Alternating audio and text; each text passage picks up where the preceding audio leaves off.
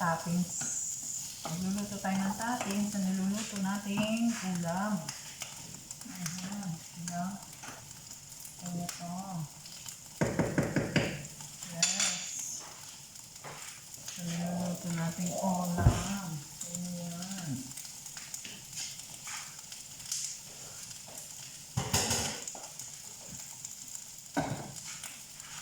Ayan, sa niluluto nating ulam.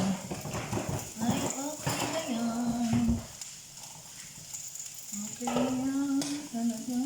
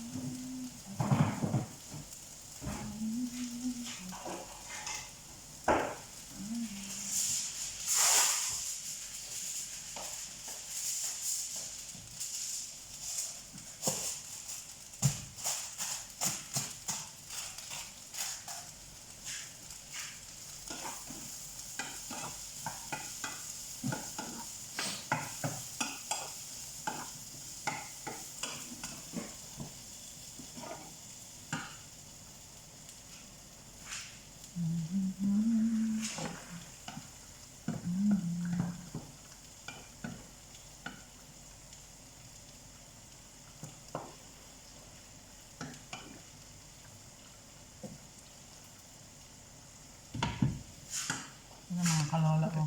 Ayan niluto natin. Ayan. Ayan. Tapos ito yung toppings niya. Ayan. Yung toppings niya. Ayan. Tapos ito yung karne. Yung beef. Ayan. Okay mga kalola. Ayan mga kalola. O niluto ko na beef with oyster sauce. Yan. Yan siya mga kalola. Yan. Pinalalambot ko siya. Ito yung toppings niya. Yan. Ito yung kanin. Ito yung soup. Yan mga kalola. Ano yan? Ang beef nilagyan ko ng oyster sauce. Tsaka soya sauce. Kaunting corn flour. Pero sa una, anuhin nyo muna siya. Yung igigisa sa sarili niyang lagyan nyo ng kaunting mantika. Tapos para ma-fry siya ng kaunti.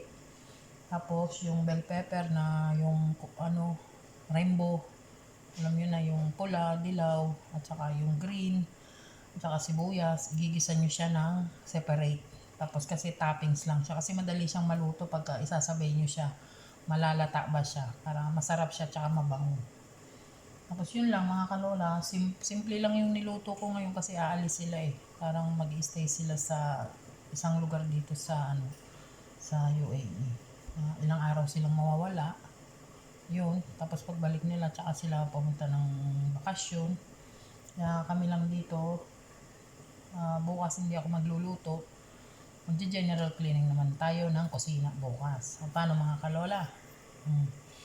Subscribe naman sa YouTube ko, tsaka support naman po, pwede mga kalola. Thank you, ingat kayo lahat. Ang Lola Lisa nyo, bow.